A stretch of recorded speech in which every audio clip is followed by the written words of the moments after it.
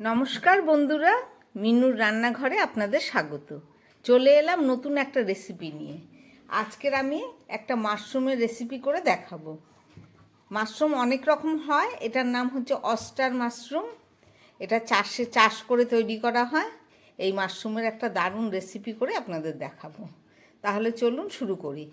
এই মাশরুম রান্না করার জন্য আমি কিছুটা সবজি নিয়েছি। এখানে নিয়েছি একটা আলু নিয়েছি, পেঁয়াজ নিয়েছি, ক্যাপসিকাম, টমেটো, কাঁচা লঙ্কা, পাকা লঙ্কা, শুকনো লঙ্কা, আদা রসুন। এছাড়াও আরও অনেক কিছু লাগবে, সেগুলো রান্না করতে করতেই দেখিয়ে দেবো।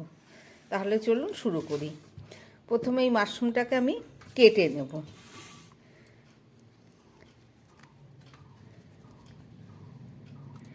এইভাবে ছাড়িয়ে সুন্দর করে বেছে নিতে হবে।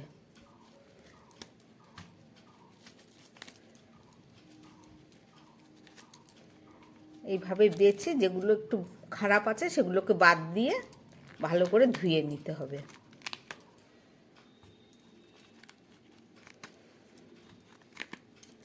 কেউ এগুলোকে কেটে খুব ছোট করে দেয়, কেউ আবার বড় বড়ই রাখে। আমারগুলো এগুলো বড়ই থাকবে, কেননা ভাজার পর একদম ছোট হয়ে যায়।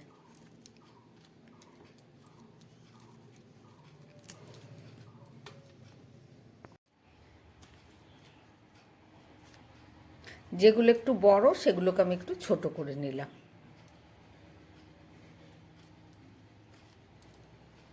আমার সমস্ত মাশরুমগুলো কাটা হয়ে গেছে। এবার আমি এর মধ্যে একটু উষ্ণ গরম জল দিয়ে দিচ্ছি।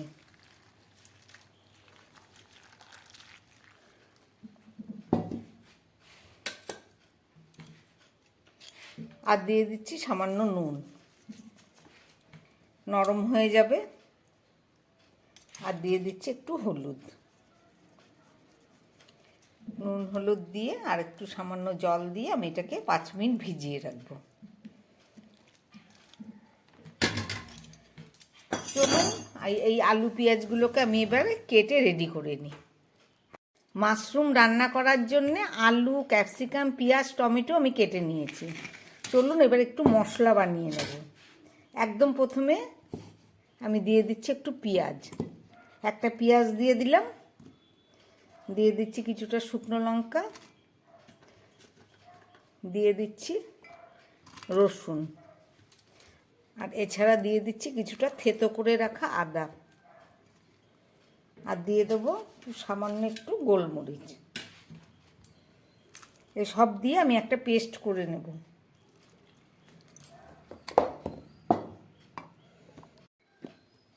মশলাটা আমার রেডি হয়ে গেছে। চলুন এবার রান্নাটা শুরু করব। গরম জলে মাশরুমটা ভিজিয়ে রেখেছিলাম, এবার জল থেকে আমি ছেঁকে নিচ্ছি।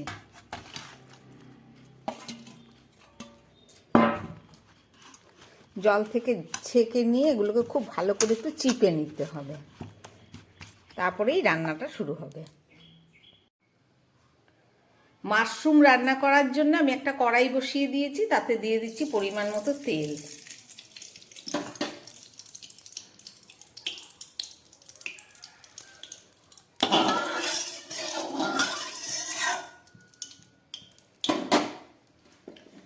এই তেলের মধ্যে আমি আলুটাকে একটু ভেজে নিচ্ছি।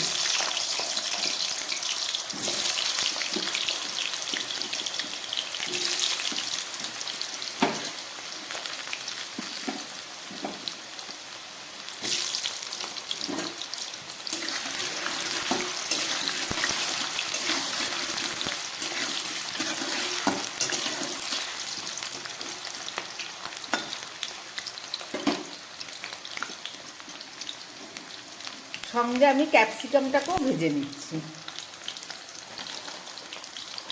সামান্য পরিমাণ নুন দিয়ে দিচ্ছি, দিয়ে এটাকে ভালো করে ভেজে নেব।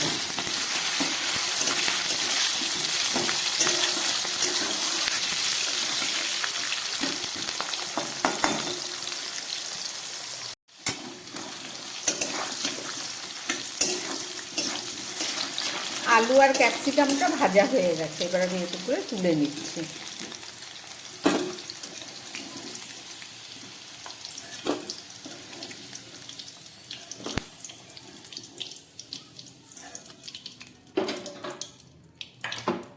এই তেলের মধ্যে আমি পেঁয়াজটা দিয়ে দিলাম।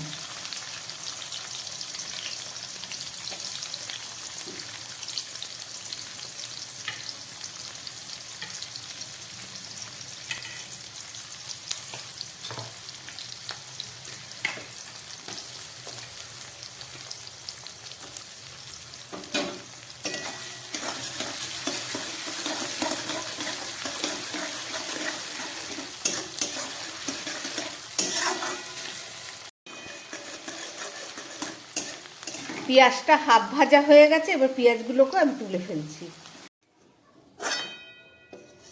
পেঁয়াজগুলো তোলা হয়ে গেল, এবার এই তেলের মধ্যে আমি মাশরুমটাকেও ভেজে নিচ্ছি।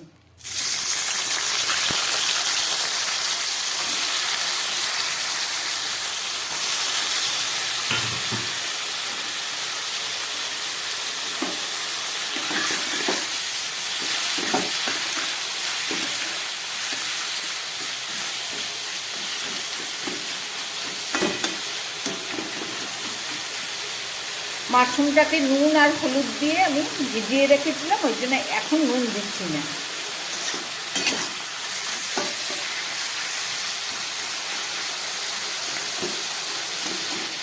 একটু ভালো করে এটাকে ভেজে নেব।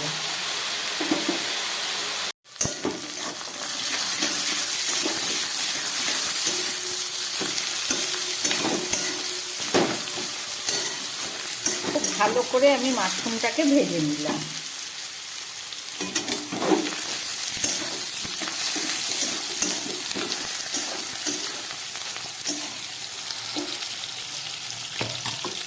এবার আমি মাশরুমগুলোকে তুলে ফেলছি। আমার ভাজা হয়ে গেছে, এবার চলুন বাকিটা রান্না করে নিই। মাশরুম ভাজার এই তেলের মধ্যে আমি একটু গরম মশলা ফোড়ন দিয়ে দিলাম।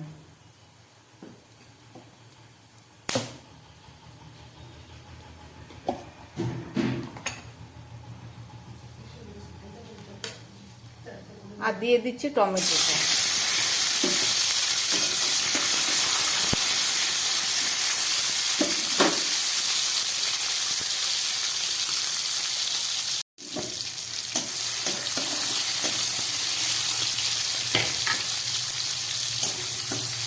এবার এই আধ ভাজা পেঁয়াজটাকেও আমি দিয়ে দিচ্ছি এর মধ্যে।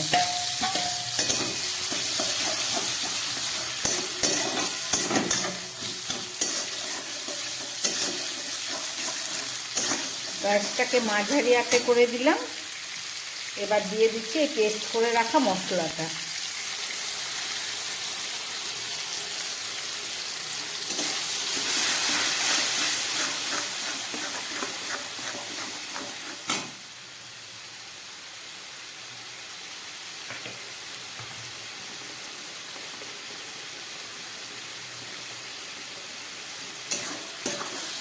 মশলাটাকে খুব ভালো করে আমি এবারে কষিয়ে নেব।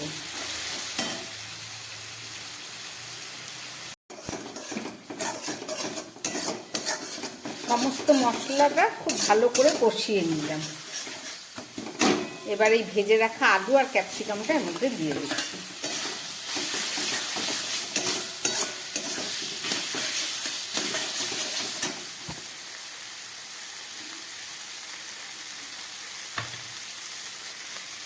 আদা রসুন দিয়ে খুব ভালো কষিয়েছি, সামান্য একটু জল দিলাম।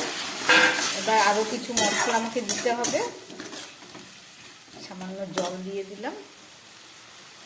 দিয়ে দিচ্ছি হাফ চামচ ধনের গুঁড়ো, দিয়ে দিচ্ছি হাফ চামচ জিরের গুঁড়ো। আর বাকি মশলাটা আগেই করা হয়ে গেছে, পেস্ট সব দেওয়া হয়ে গেল। এবার এটাকে আবার ভালোক্ষণ কষিয়ে নেব।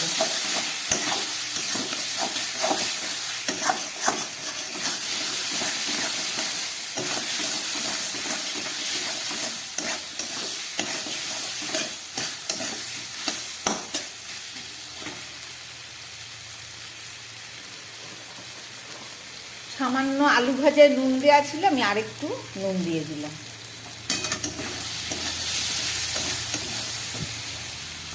মশলাটা সুন্দর কষে গেছে, এবার আমি এই মাশরুমটাকে দিয়ে দিচ্ছি।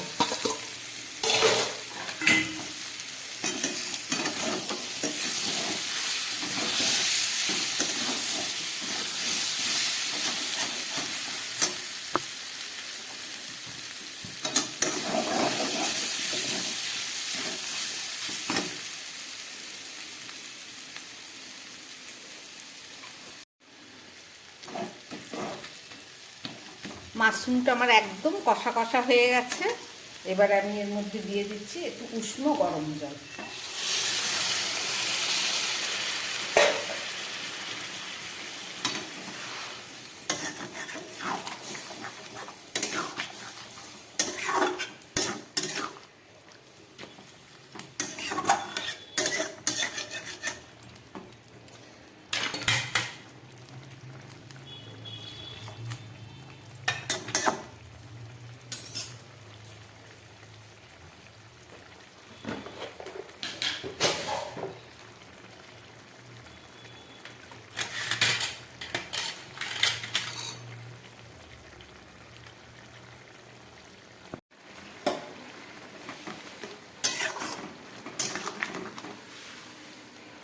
পুরো ফুটে উঠেছে। মাশরুমের কালারটা একটু সুন্দর করার জন্য আমি খুব সামান্য একটু কাশ্মীরি লঙ্কার গুঁড়ো দিয়ে দিচ্ছি, যাতে কালারটা একটু ভালো আসে।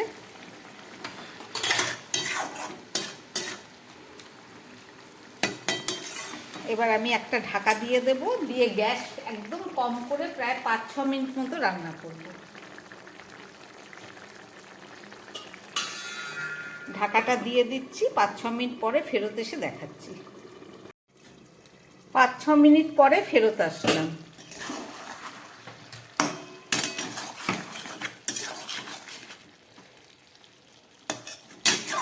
আলু মাশরুম সব আমার একদম সিদ্ধ হয়ে গেছে। এবার আমি দিয়ে দিচ্ছি 1/2 চামচ মতো ঘি। রান্নাটা আমার একদম রেডি হয়ে গেছে। আপনারা দেখলেন রান্না করলাম মাশরুম, অস্টার মাশরুম চাষের রেসিপিটা। যদি ভালো লাগে তাহলে আমার চ্যানেলটাকে লাইক করবেন এবং সাবস্ক্রাইব করবেন। অসাধারণ স্বাদ, এইভাবে রান্না করে আপনারা একবার খেয়ে দেখতে পারেন। নমস্কার, সবাই সুস্থ থাকবেন, ভালো থাকবেন।